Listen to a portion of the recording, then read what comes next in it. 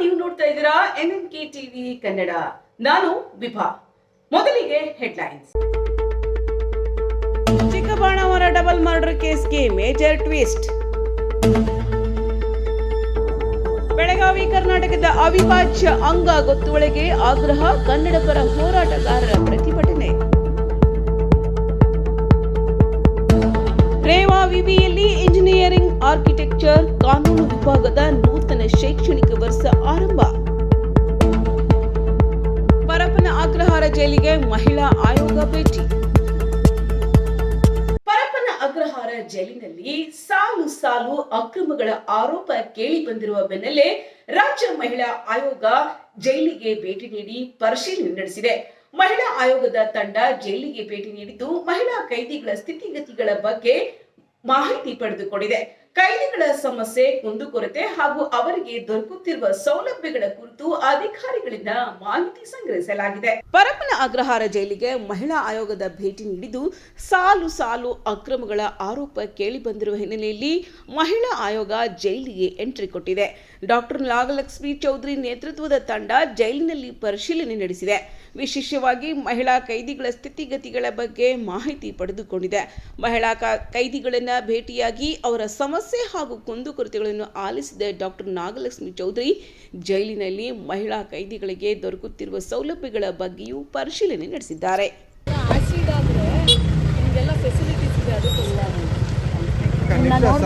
ತುಂಬಾ ಆಸೆ, ಖಂಡಿತ ಮಾಡ್ತೀನಿ. ಆಮೇಲೆ ಇಲ್ಲಿ ಮೇಡಮ್ ಇಲ್ಲಿ ಲೇಡೀಸ್ ಬರ್ತಾರಲ್ವಾ, ಮತ್ತೆ ಇಲ್ಲಿ ಕತ್ಲೆ ಇರುತ್ತೆ. ನೈಟಲ್ಲಿ ಸರಿಯಾಗಿ ಲೈಟ್ ಇದ್ರೂ ಯಾವುದು ಫಾಲೋಅಪ್ ಮಾಡ್ತಾ ಇಲ್ಲ ಮೇಡಮ್. ತುಂಬ ಕತ್ಲೆ ಇರ್ತವೆ. ಇದೆ ನಾಳೆ ನಾಳೆ ಬನ್ನಿ ಅಂದರೆ ಇಲ್ಲೇ ವೆಯ್ಟ್ ಮಾಡ್ತಾರೆ ಪಾಪ ಮಕ್ಕಳನ್ನ ಇಟ್ಕೊಂಡು. ಅದಕ್ಕೊಂದು ರೂಮು, ರೆಸ್ಟ್ ರೂಮು. ಇಲ್ಲ, ಯೂಶ್ವಲಿ ನಾವು ಜೈಲ್ಗಳನ್ನು ವಿಸಿಟ್ ಮಾಡ್ತೀವಿ. ಇಲ್ಲಿರೋ ಮಹಿಳೆಯರನ್ನು ಇಟ್ಟಿರುವಂಥ ಜೈಲನ್ನ ನಾನು ವಿಸಿಟ್ ಮಾಡಿದ್ದೆ. ಸುಮಾರು 200 ಜನ ಇನ್ಮೇಟ್ಸ್ ಇದ್ದಾರೆ. ಸೊ ಇವತ್ತು 6 ಜನ ರಿಲೀಸ್ ಆದರು. ಎಷ್ಟು ಜನ ಟ್ರೀಟ್ಮೆಂಟ್ ತೊಗೊಳ್ಳೋರಿದ್ದಾರೆ, ಅವ್ರಿಗೆ ಕೊಡುವಂಥ ಫೆಸಿಲಿಟೀಸು, ಊಟ. ಈಗ ನಾನು ಅಲ್ಲೇ ಊಟನೂ ಸಹ ಮಾಡ್ಕೊಂಡು ಬಂದೆ. ಅಂದರೆ ಅವರಿಗೆ ಕೊಡುವಂಥ ಊಟನೇ ನಾನು ಊಟ ಮಾಡಿದೆ. ಮತ್ತು ಅವ್ರು ಸ್ಟೋರ್ ಮಾಡಿರೋ ಪ್ರತಿಯೊಂದು, ಅವ್ರಿಗೆ ಕೊಡುವಂಥ ಸಾಬೂನು, ಪೇಸ್ಟು, ಅವರು ಸ್ಟೋರ್ ಮಾಡಿರೋಂಥ ಊಟ, ಧಾನ್ಯಗಳು ಪ್ರತಿಯೊಂದು. ಮತ್ತು ಅಲ್ಲಿರೋರು ಎಷ್ಟೋ ಜನರಿಗೆ ಪಬ್ಲಿಕ್ ಪ್ರಾಸಿಕ್ಯೂಟ್ರ್ ಕೊಟ್ಟಿರ್ತಾರೆ. ಕರೆಕ್ಟಾಗಿ ಇದೆಯೋ ಇಲ್ವೋ, ಅವ್ರ ಕಡೆ ಹೋರಾಟ ಮಾಡೋರು ಕರೆಕ್ಟಾಗಿರಬೇಕು. ಇಲ್ಲದೇ ಇದ್ದರೆ ನಾವು ಚೇಂಜ್ ಮಾಡಬೇಕು. ಎಷ್ಟೋ ಜನಕ್ಕೆ ಸೆಕ್ಯೂರಿಟಿ ಅಂದರೆ ಶ್ಯೂರಿಟಿ ಕೊಡೋ ಫಂಡ್ ಇಲ್ಲದೆ ಬೇಲ್ ಆಗಿದೆ ಅಥವಾ ಅಕ್ವಿಟ್ ಆಗಿದ್ದಾರೆ, ಆದರೆ ದುಡ್ಡು ಕಟ್ಟಲಾರ್ದೇ ಎಷ್ಟೋ ಜನ ಒಳಗಡೆ ಇದ್ದಾರೆ. ಆಮೇಲೆ ಈ ಮತ್ತು ಪುಟ್ಟ ಮಕ್ಕಳು ಒಂದು 8 ಜನ ಇದ್ದಾರೆ ಮೇಡಮ್, 10 ಜನ ಚಿಕ್ಕ ಮಕ್ಕಳಿದ್ದಾರೆ. ಬಟ್ ತುಂಬ ಖುಷಿ ಏನಂತಂದರೆ, ನಾನು ನಮ್ಮದು ಅಂಗನವಾಡಿ ಇರುತ್ತಲ್ಲ, ಅಲ್ಲೂ ನಮಗೆ ಟೀಚರ್ಸು ಸರಿಯಾಗಿ ಕೆಲವೊಂದು ಸಲ ಕೆಲವೊಂದು ಅಂಗನವಾಡಿಗಳಲ್ಲಿ ಟೀಚರ್ ಅಪಾಯಿಂಟ್ಮೆಂಟ್ ಇರಲ್ಲ. ಬಟ್ ನಾನು ಇಲ್ಲಿ ನೋಡಿದಾಗ ಇಲ್ಲಿ 3-4 ಜನ ಟೀಚರ್ಸ್ ಇದ್ದಾರೆ. ಆ ಮಕ್ಕಳಿಗೆ ಹೇಳ್ಕೊಡ್ತಾ ಇದ್ದಿದ್ರಿ. ಆ ಮಕ್ಕಳು ನನ್ನ ಜೊತೆ ಇಂಗ್ಲೀಷು, ಕನ್ನಡ, ಅದು ಸೌತ್ ಆಫ್ರಿಕನ್ನು, ನೈಜೀರಿಯನ್ಸು ಎಲ್ಲ ಇದ್ದಾರೆ. ಆ ಮಕ್ಕಳೆಲ್ಲ ಕನ್ನಡ ಹಾಡು, ಆ ಇಂಗ್ಲೀಷು ರೈಮ್ ಅದೆಲ್ಲ ನೋಡಿದಾಗ ಒಂಥರ ಖುಷಿನೂ ಅನಿಸುತ್ತೆ. ಮಕ್ಕಳಿಗೆ ಇಲ್ಲಿ 6 ಇಯರ್ಸ್ ತನಕ ಮಕ್ಕಳನ್ನ ಇಟ್ಕೊಳ್ತಾರೆ. 10 ಜನ ಮಕ್ಕಳಿದ್ದಾರೆ. ಮತ್ತು ನಮ್ಮ ಕರ್ನಾಟಕದವ್ರೂ ಭಾಳಷ್ಟು ಜನ ಇದ್ದಾರೆ. ನಿಮ್ಗೆ ಗೊತ್ತಿರುತ್ತೆ, ನೀವು ಹೋಗಿದ ತಕ್ಷಣ ಅವರು ಕಣ್ಣಲ್ಲಿ ನೀರು, ಭಾವನಾತ್ಮಕವಾಗಿ ಜೈಲೊಳಗಿದ್ದವರು ಹೇಗೆ ಅಂತ ನಿಮಗೆ ಗೊತ್ತಿರುತ್ತೆ. ಅವರನ್ನು ತಪ್ಪಿಕೊಂಡ್ರೆ ಸಾಕು, ಅಳ್ತಾ ಇರ್ತಾರೆ. ಒಂಥರ ನನಗೆ ಈ ಜೈಲ್ ವಿಸಿಟ್ಟು ಒಂದು ಭಾವನಾತ್ಮಕವಾದಂಥ ಒಂದು ವಿಸಿಟ್ ಆಯಿತು. ಮತ್ತು ಅವ್ರು ಮಾಡುವಂಥ ಹಾರಗಳು, ನಿಟ್ಟಿಂಗು, ಯಾಕಂದರೆ ಅವ್ರಿಗೆ ಟೈಮ್ ಪಾಸ್ ಏನು. ಪ್ರತಿಯೊಬ್ಬರೂ ನಾನು ಎಂಟ್ರಾದಾಗ 12 ಗಂಟೆ, ಈಗ 4 ಗಂಟೆ ಅಂತಂದರೆ ಭಾಳಷ್ಟು ಟೈಮು ನಾನು ಪ್ರತಿಯೊಬ್ಬರ ಜೊತೆನೂ ಎಲ್ಲರ ಜೊತೆನೂ ಏನೇ ಸಮಸ್ಯೆ ಇದ್ದರೆ ಡೈರೆಕ್ಟಾಗಿ ಎಲ್ಲ ಪೊಲೀಸವ್ರನ್ನ ಹೊರಗಿಟ್ಟು ನಾನು ಅವ್ರ ಜೊತೆ ಖುದ್ದಾಗಿ ಮಾತಾಡಿದ್ದೀನಿ. ಮತ್ತು ನಿಮಗೆ ಮತ್ತು ಅವರು ಇರುವಂಥ ಶೌಚಾಲಯಗಳು, ಮತ್ತು ಅವ್ರಿಗೆ ಏನಾದರೂ ನಮ್ಮ ಜೊತೆ ಮಾತಾಡೋದಿದ್ದರೆ ಎಲ್ಲರನ್ನೂ ಮಾತಾಡ್ಸಿದ್ದೀನಿ. ಚಿಕ್ಕದೊಂದು 6 ತಿಂಗಳದೊಂದು ಮಗು ಇದೆ, ತಾಯಿ ಇದ್ದಾಳೆ. ಆ ತಾಯಿ ಕೇಳಿದೆ, ಇಮ್ಯುನೈಸೇಷನ್ಸು, ವ್ಯಾಕ್ಸಿನೇಷನ್ಸು ಮತ್ತು ಆ ಮಗುಗೆ ಡೈಪರ್ಸು ಇವೆಲ್ಲ ಎಲ್ಲವನ್ನು ಕೊಡ್ತಾರೆ. ಅವ್ರದ್ದೇ ಆದಂಥ ಒಂದು ಆಸ್ಪತ್ರೆ ಇದೆ ಒಳಗಡೆನೇ. ಅದ್ರ ಮೇಲೆ ಮಲ್ಕೊಂಡಿರೋರು ಎಷ್ಟು ಜನನೋ, ಎಷ್ಟು ಜನಕ್ಕೆ ಯಾರನ್ನು ನೋಡಬಾರ್ದು ಅಂತ ಮಲ್ಕೊಂಡಿರೋರು ಎಷ್ಟು ಜನನೋ, ಅವರೆಲ್ಲರೂ ಒಂದು ಅಪ್ಪುಗೆಗೆ ಕಾಯ್ತಾ ಇರ್ತಾರೆ. ಯಾರೋ ಒಬ್ಬರು ತಾಯ್ತನದಿಂದ ತನ್ನ ತಾಯಿನೋ ತಂಗಿನೋ ತಪ್ಪು ಮಾಡದೇ ಇರೋರು ಯಾರೂ ಇಲ್ಲ. ತಪ್ಪು ಮಾಡಿರೋದನ್ನು ತಿದ್ಕೊಳ್ಳೋಕ್ಕೆ ಅಂತಲೇ ಜೈಲಿರೋದು. ಹಂಗಿದ್ರೆ ಜೈಲಲ್ಲಿರೋರೆಲ್ಲ ಕೆಟ್ಟವರು ಅಂತನೂ ಅಲ್ಲ. ಅವರನ್ನು ಒಳ್ಳೆತನವಾಗಿ ಬದಲಾವಣೆ ಮಾಡಲಿಕ್ಕೆ ಅಂತ ಇರೋದಕ್ಕೆ ನಾವು ಜೈಲು ಅಂತೀವಿ.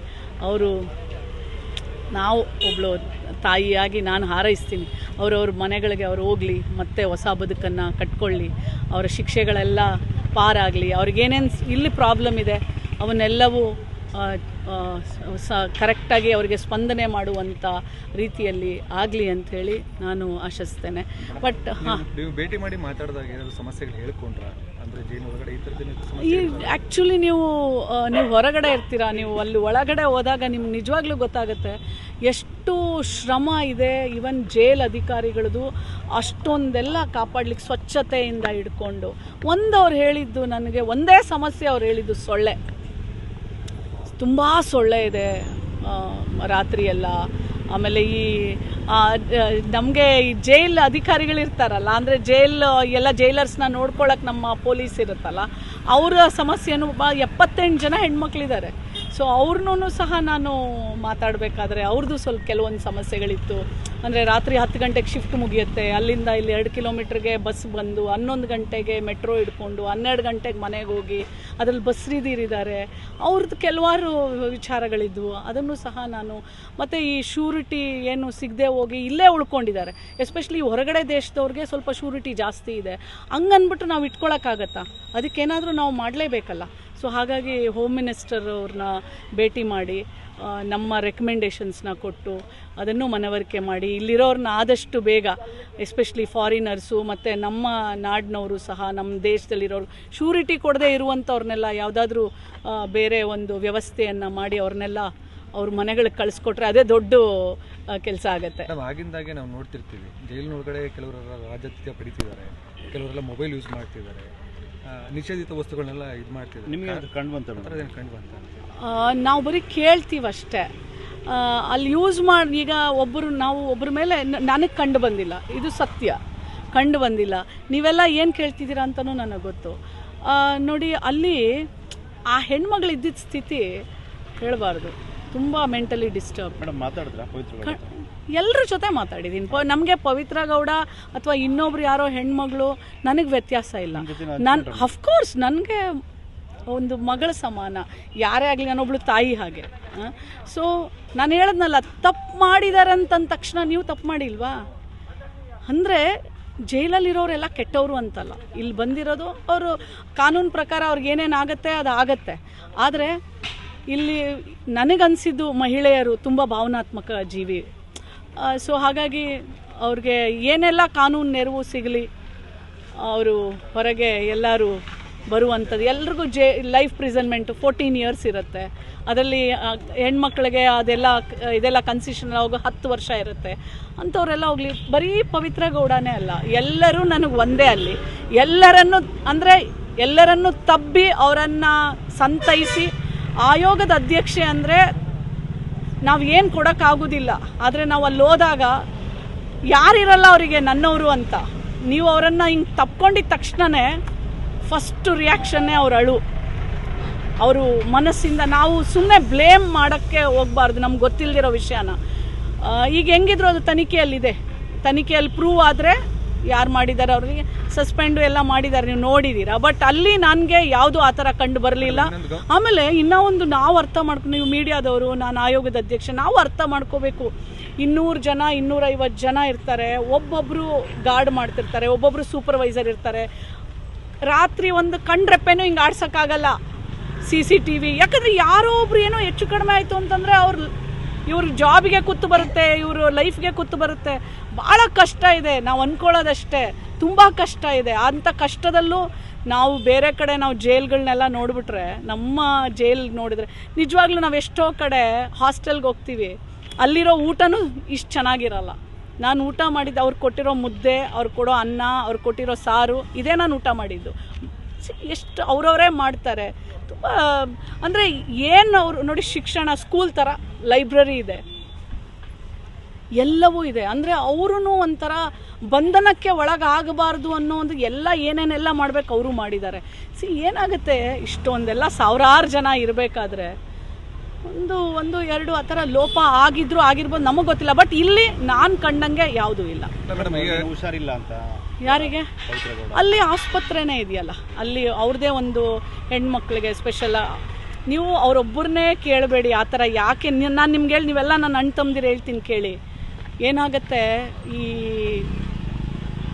ಅವರು ಒಂದಕ್ಕೆ ಪನಿಷ್ಮೆಂಟ್, ಈಗ ಒಳಗೆ ಹೋಗಿರ್ತಾರೆ. ನಾವು ಈ ಥರ ಎಲ್ಲ ನಾವು ಮಾಧ್ಯಮದಲ್ಲಿ ಸುಳ್ಳು ನಿಜನೋ ನಮಗೆ ಗೊತ್ತಿರಲ್ಲ, ಅದನ್ನೆಲ್ಲ ಮಾಡ್ತೀವಲ್ಲ, ಅದು ಇನ್ನೂ ಮಾನಸಿಕವಾಗಿ ಅವರನ್ನು ಕೊಂದಾಕ್ಬಿಡುತ್ತೆ.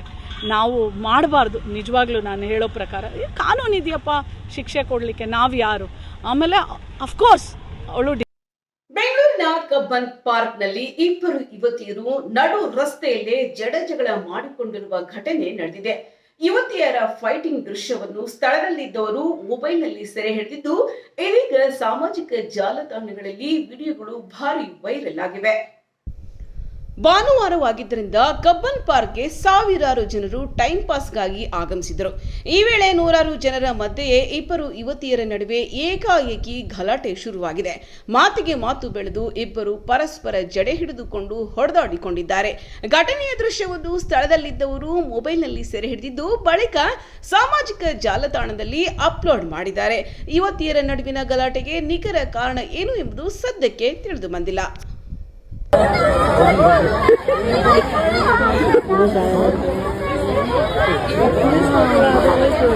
लेडीज है ना, लेडीज आप बोल तो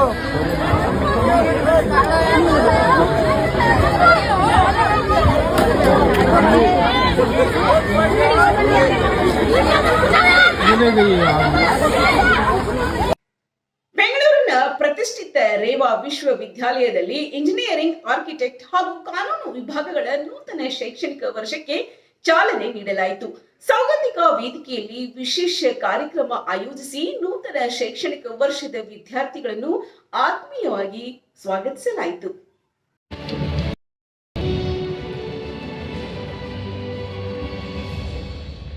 ರೇವಾ ವಿಶ್ವವಿದ್ಯಾಲಯದಲ್ಲಿ ನೂತನ ಶೈಕ್ಷಣಿಕ ವರ್ಷಕ್ಕೆ ಅದ್ಧೂರಿ ಚಾಲನೆ ನೀಡಲಾಗಿದೆ. ಎಂಜಿನಿಯರಿಂಗ್, ಆರ್ಕಿಟೆಕ್ಚರ್ ಹಾಗೂ ಕಾನೂನು ವಿಭಾಗಗಳಿಗೆ ಪ್ರವೇಶ ಪಡೆದ ನೂತನ ವಿದ್ಯಾರ್ಥಿಗಳನ್ನು ಸೌಗಂಧಿಕ ವೇದಿಕೆಯಲ್ಲಿ ಆತ್ಮೀಯವಾಗಿ ಸ್ವಾಗತಿಸಲಾಯಿತು. ಕಾರ್ಯಕ್ರಮದಲ್ಲಿ ರೇವಾ ವಿಶ್ವವಿದ್ಯಾಲಯ ಕುಲಪತಿ ಡಾಕ್ಟರ್ ಪಿ ಶ್ಯಾಮರಾಜು ಹಾಗೂ ಕಾಲಿನ್ಸ್ ಏರೋಸ್ಪೇಸ್ನ ತಂತ್ರಜ್ಞಾನ ಮತ್ತು ನಾವೀನ್ಯತಾ ನಿರ್ದೇಶಕರಾದ ಡಾಕ್ಟರ್ ಆದಿಶೇಷ ಭಾಗವಹಿಸಿದರು. ವಿದ್ಯಾರ್ಥಿಗಳ ಭವಿಷ್ಯ, ಉದ್ಯೋಗ ಕ್ಷೇತ್ರದ ಬದಲಾವಣೆಗಳು ಹಾಗೂ ಜಾಗತಿಕ ಮಟ್ಟದ ಅವಕಾಶಗಳ ಕುರಿತು ಡಾಕ್ಟರ್ ಆದಿಶೇಷ ಮಾರ್ಗದರ್ಶನ ನೀಡಿದರು. ಇದೇ ವೇಳೆ ವಿಶ್ವವಿದ್ಯಾಲಯದ ನೀತಿ ನಿಯಮಗಳು ಮತ್ತು ಶೈಕ್ಷಣಿಕ ವ್ಯವಸ್ಥೆಯ ಕುರಿತು ವಿದ್ಯಾರ್ಥಿಗಳು ಹಾಗೂ ಪೋಷಕರಿಗೆ ಡಾಕ್ಟರ್ ಪಿ ಶ್ಯಾಮರಾಜು ಮಾಹಿತಿ ನೀಡಿದರು. ಹೊಸ ಕನಸುಗಳೊಂದಿಗೆ ರೇವಾ ವಿಶ್ವವಿದ್ಯಾಲಯ ಪ್ರವೇಶಿಸಿರುವ ವಿದ್ಯಾರ್ಥಿಗಳಿಗೆ ಹೊಸ ಶೈಕ್ಷಣಿಕ ವರ್ಷ ಶುಭಾರಂಭ. 26-27 ಸಾಲಿನ ಟೆಕ್ನಿಕಲ್ ಪ್ರೋಗ್ರಾಮ್ಸನ್ನ ಇನಾಗ್ರೇಟ್ ಮಾಡಿದ್ವಿ. ಇವತ್ತು ಡಾಕ್ಟರ್ ಆದಿಶೇಷ ಅವರು ನಮ್ಮ ಏರೋಸ್ಪೇಸಿಂದ ಅವ್ರು ಗೆಸ್ಟ್ ಆಗಿ ಬಂದಿದ್ದಾರೆ. ಇವತ್ತು ಈ ಇನಾಗ್ರೇಷನ್ ದಿವಸ ಸುಮಾರು 2,000 ಜನ ಪೇರೆಂಟ್ಸು ಮತ್ತು 1,500-2,000 ಜನ ಮಕ್ಕಳು ಬಂದಿದ್ದಾರೆ. ಇನ್ನು ಕೆಲವರು ಬರೋದಿದೆ. ಯಾಕಂತಂದ್ರೆ ಈಗ CET 2ನೇ ಸುತ್ತು ಇನ್ನೂ ಕಂಪ್ಲೀಟ್ ಆಗಿಲ್ಲ. ಅದರಿಂದ ನಾವು ಈಗ ಆ ಸ್ಟೂಡೆಂಟ್ಸ್ ಕೂಡ ಬರೋ ತನಕ ಇಲ್ಲಿ ಇವತ್ತು ಯಾರು ಇಲ್ಲಿ ಬಂದಿದ್ದಾರೆ ಅವ್ರಿಗೆಲ್ಲ ಓರಿಯೆಂಟೇಷನ್ ಕ್ಲಾಸಸ್ ಸ್ಟಾರ್ಟ್ ಮಾಡ್ತೀವಿ. ಈಗಿನ ಪರಿಸ್ಥಿತಿಯಲ್ಲಿ ಮಕ್ಕಳನ್ನ ಎಂಗೇಜ್ ಮಾಡಿರೋದೇ ಪೇರೆಂಟ್ಸ್ ತುಂಬಾ ಕಷ್ಟ ಆಗಿರುತ್ತೆ. ನಾವು ಅದಕ್ಕೇನು ಆದಷ್ಟು ಬೇಗ ಸ್ಟಾರ್ಟ್ ಮಾಡಿ ಇನಾಗ್ರೇಟ್ ಮಾಡಿ ಮಕ್ಕಳನ್ನ ಎಂಗೇಜ್ ಮಾಡಿ ಇರೋಣ ಅನ್ನೋ ಉದ್ದೇಶದಿಂದ ನಾವು ಇವತ್ತು ಇನಾಗ್ರೇಟ್ ಮಾಡಿದ್ವಿ. ಪ್ರತಿ ವರ್ಷ ಕೂಡ ನಾವು ಇನಾಗ್ರೇಷನ್ ಮಾಡಬೇಕಾದ್ರೆ ಪೇರೆಂಟ್ಸ್ನ ಬನ್ನಿ ಅಂತ ಹೇಳ್ತೀವಿ. ಆಮೇಲೆ ನಾನು ಸುಮಾರು ಸಲ ಹೇಳಿದ್ದೀನಿ ಕೂಡ, ನಾನು ಆ ಮಕ್ಕಳು ಈಗ 4 ವರ್ಷ ಆದ್ಮೇಲೆ ಪಾಸ್ ಔಟ್ ಆಗೋದಕ್ಕೆ ಮೊದಲು ನಾನು ಎಕ್ಸಿಟ್ ಮೀಟಿಂಗ್ಸ್ ಮಾಡ್ತೇನೆ. ಅಂದ್ರೆ ನಾನು ಒಬ್ಬನೇ ಇರ್ತೇನೆ. ಒಂದೊಂದು ಕೋರ್ಸ್ ಅಂದ್ರೆ ಕಂಪ್ಯೂಟರ್ ಸೈನ್ಸ್ ಆದ್ರೆ ಆ ಮಕ್ಕಳನ್ನ ಮಾತ್ರ ಮೀಟ್ ಮಾಡ್ತೀನಿ. ಎಲೆಕ್ಟ್ರಾನಿಕ್ಸ್ ನವನ್ನ ಸಪರೇಟ್ ಮಾಡ್ತೀನಿ. ಯಾವುದೇ ಕೋರ್ಸ್ ಇರಲಿ ಆ ಕೋರ್ಸ್ ಸಪರೇಟ್ ಆಗಿ ಮೀಟ್ ಮಾಡೋ ಅಭ್ಯಾಸ ಇದು ನಂದು ವಾಡಿಕೆ. ಅದು ಸುಮಾರು ಇದೊಂದು 12-13 ವರ್ಷಗಳಿಂದ ಇದು ಮಾಡ್ಕೊಂಡು ಬರ್ತಾ ಇದ್ದೀನಿ.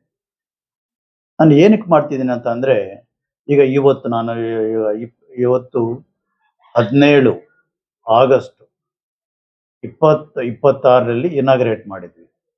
ಈ ಮಕ್ಕಳು ಈಗ 2030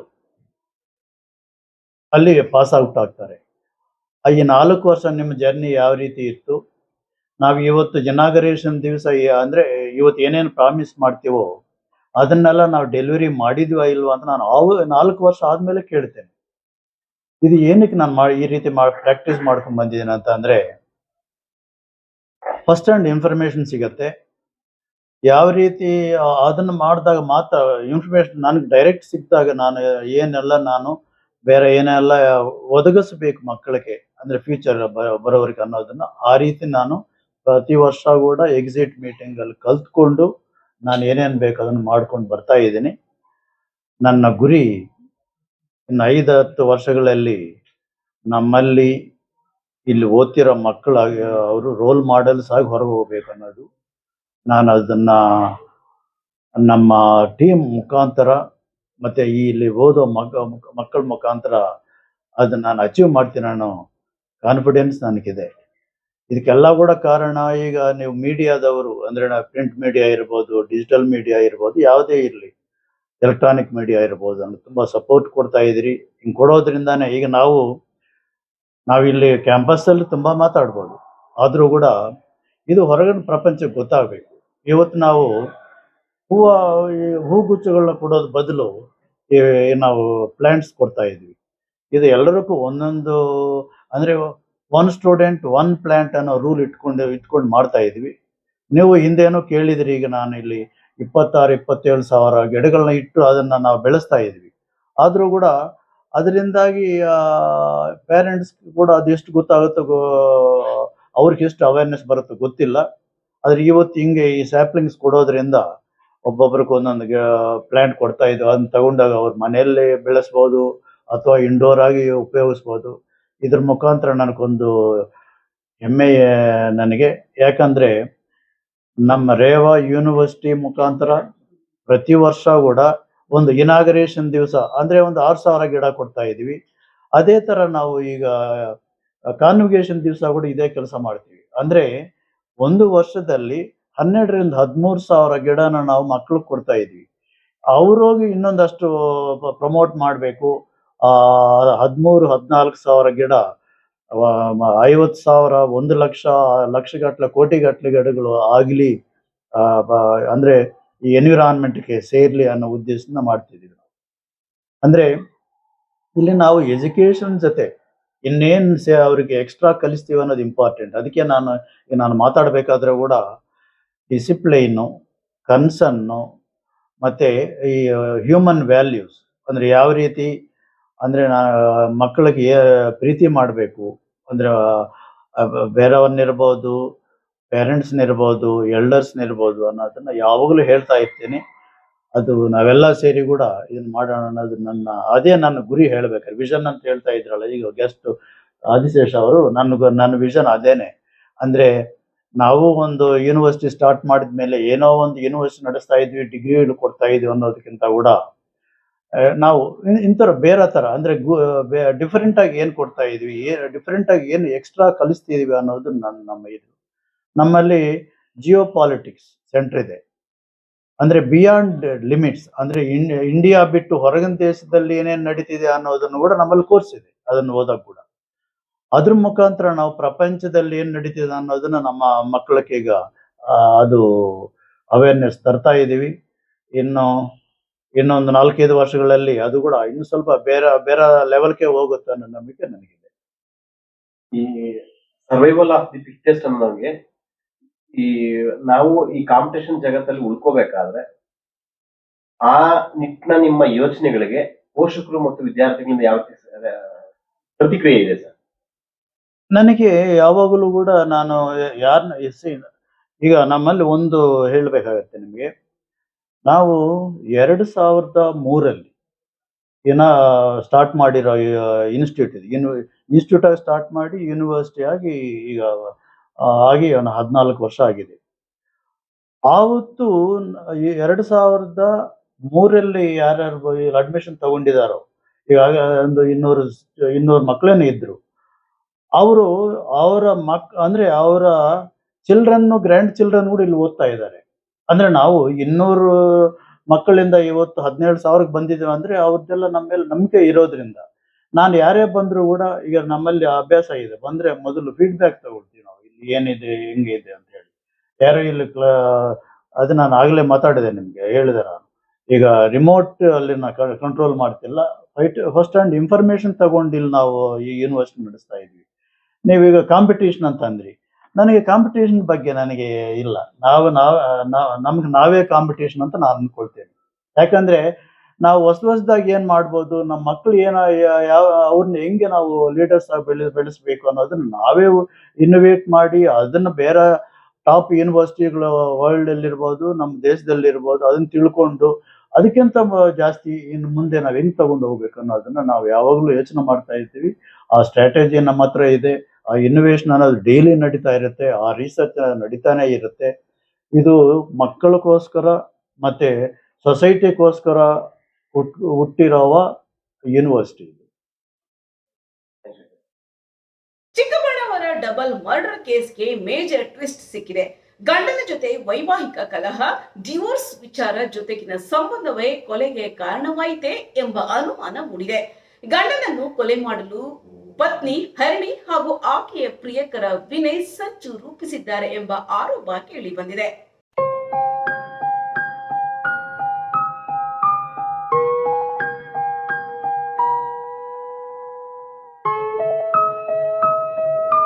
ಆರು ವರ್ಷಗಳ ಹಿಂದೆ ಅಭಿನಂದನ್ ಜೊತೆ ಹರಿಣಿ ಮದುವೆಯಾಗಿದ್ರು.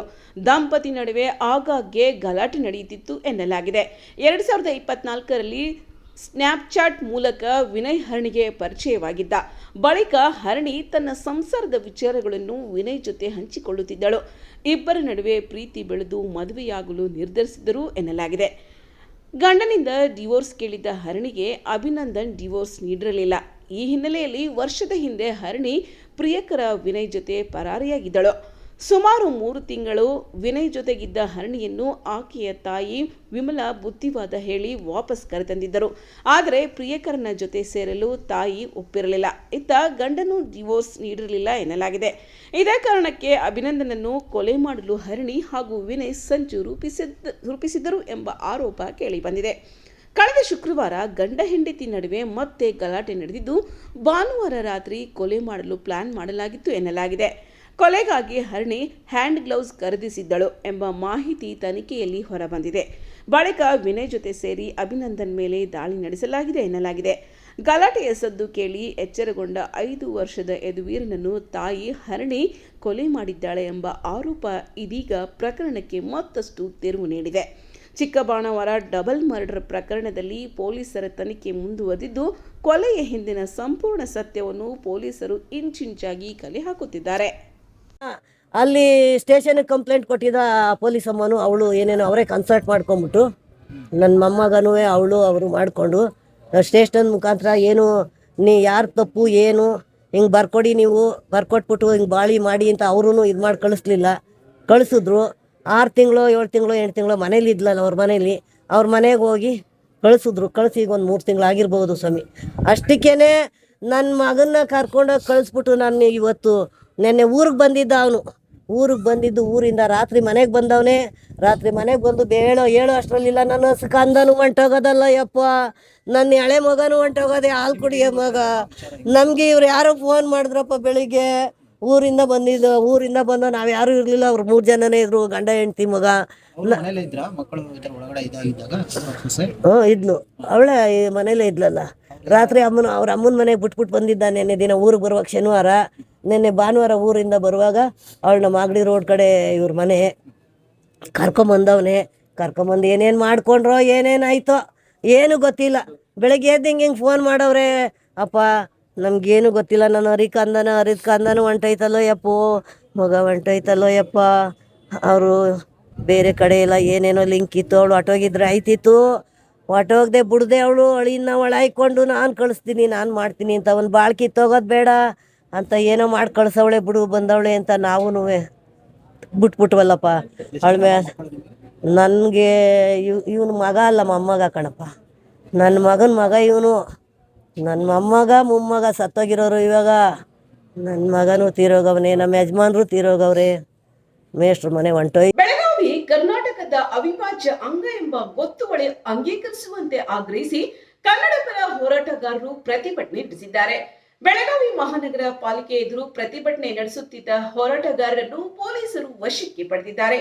ಕಿತ್ತೂರು ಕರ್ನಾಟಕ ಸಂಘಟನೆ ರಾಜ್ಯಾಧ್ಯಕ್ಷ ಸೇರಿದಂತೆ 30ಕ್ಕೂ ಅಧಿಕ ಕಾರ್ಯಕರ್ತರನ್ನು ಪೊಲೀಸರು ವಶಕ್ಕೆ ಪಡೆದಿದ್ದಾರೆ. ಈ ವೇಳೆ ಪೊಲೀಸರು ಹಾಗೂ ಕರವೇ ಕಾರ್ಯಕರ್ತರ ನಡುವೆ ತಳ್ಳಾಟ, ನೂಕಾಟ ಘಟನೆ ನಡೆದಿರುವ ವರದಿ ಇಲ್ಲಿದೆ.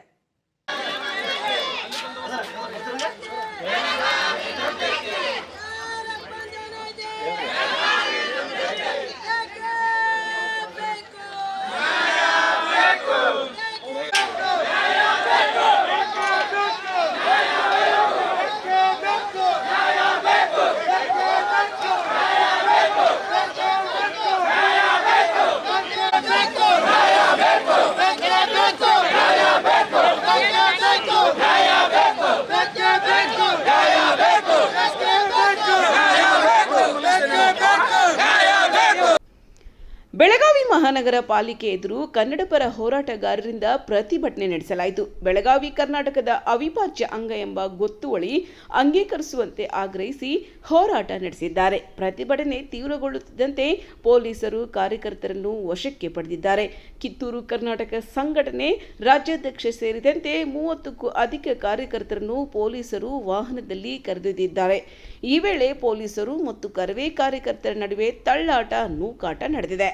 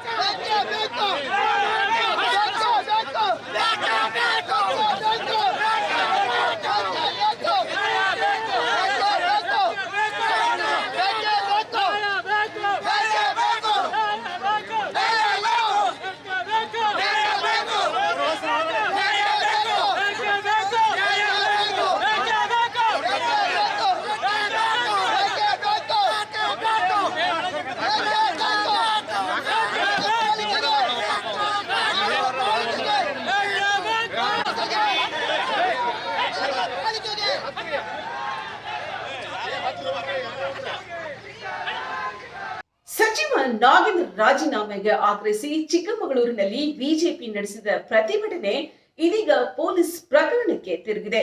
ಡಿಸಿ ಕಚೇರಿಗೆ ಮುತ್ತಿಗೆ ಹಾಕಲು ಯತ್ನಿಸಿದ ಬಿಜೆಪಿ ಕಾರ್ಯಕರ್ತರ ವಿರುದ್ಧ ಪ್ರಕರಣ ದಾಖಲಾಗಿದೆ. ಪೊಲೀಸರ ಕರ್ತವ್ಯಕ್ಕೆ ಅಡ್ಡಿಪಡಿಸಿ ಹಲ್ಲೆ ನಡೆಸಿ ತಳ್ಳಾಟ, ನೂಕಾಟ ಮಾಡಿದ್ದಾರೆಂಬ ಆರೋಪಿಸಲಾಗಿದೆ.